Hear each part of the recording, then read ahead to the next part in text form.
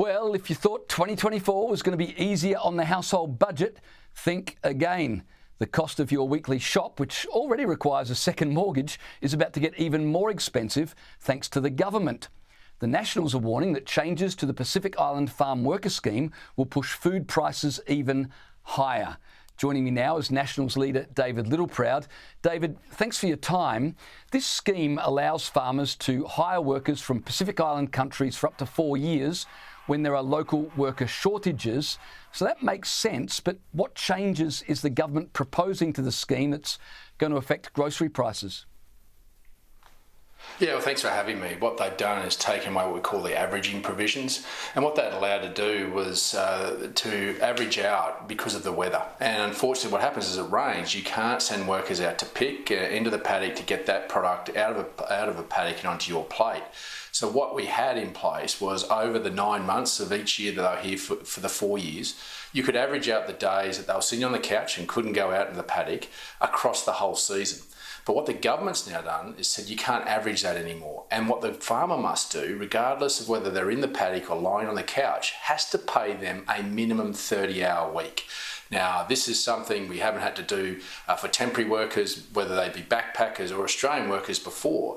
And when we lost our backpackers and the government cancelled the ag visa, effectively we've got a shortage, and now we've got a scheme that was meant to replace it all that now has become unviable for many farmers. Because we're not talking about 1 or 2 workers on each farm. They're talking tens, sometimes hundreds on each of these farms that farmers are having to pay. And if they have to pay for 30 hours a week for someone to lie on the couch and do nothing, then that's not sustainable for not just a farmer, that's not sustainable for any business. And where this common sense provision that we put in place that allowed for the vagaries of weather has been taken away because of an ideology of the union movement and the Labor Party, means that consumers will have to pay more and farmers will either be forced out because they can't afford to do it, and that means that supply will go down, prices will go up, but the ones that will simply have to push that through to the checkout, which every Australian will have to pay. We need 172,000 extra workers in farms and processing sector. The Pacific scheme alone could only brought in 42,000. We're working at 60% capacity at the moment, and this will just drive it further down in terms of supply output. The other problem here is that large numbers of Pacific Islanders come to Australia to work under this scheme, then ditch the scheme to seek asylum, 1,050 in the past 6 months. And then farmers are left out of pocket because they've had to pay recruitment fees and they're short of workers. That's another problem with this scheme. It is, and I think I want to take seriously any asylum claim that's made, and should be taken seriously. But when you see such a significant number from such a concentrated area where we haven't seen the civil unrest that we have in other parts of the world, makes me concerned and suspicious that this is more about gaming the system than it is about a genuine asylum. And that's where I think we need to have a good hard look at this. And I think one of the failings that we had is that when we had the Pacific scheme up and going, there were absconders. We should have made examples of those absconders from those employees who paid for their airfares, who paid for their accommodation, who paid for them to be here, and then ran off and went out of the scheme.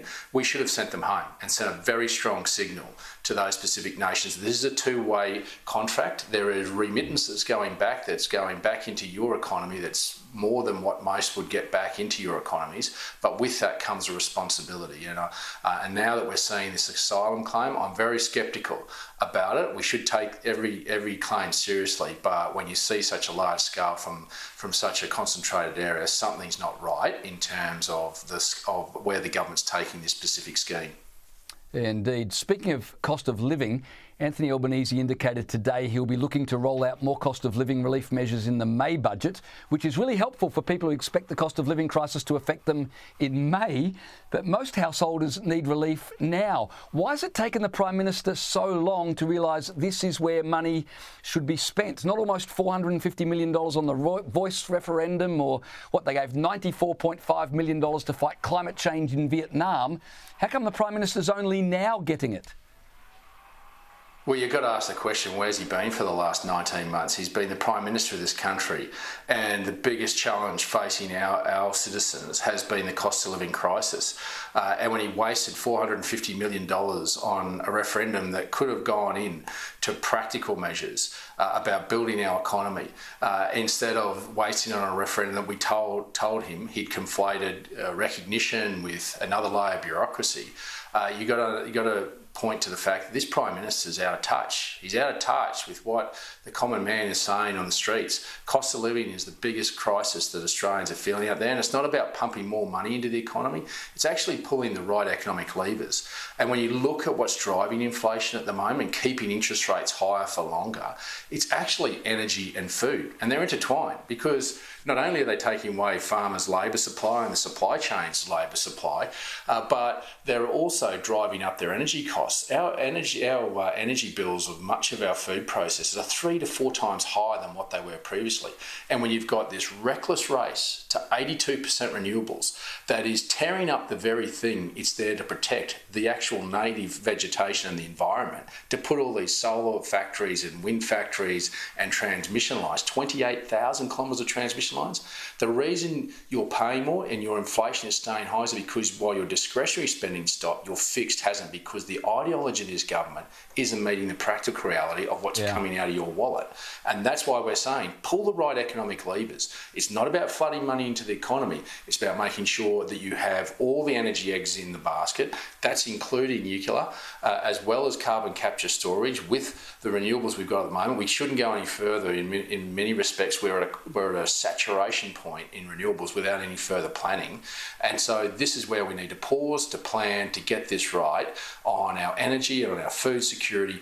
Otherwise, Australians are going to pay more at their checkout and more on their energy bills.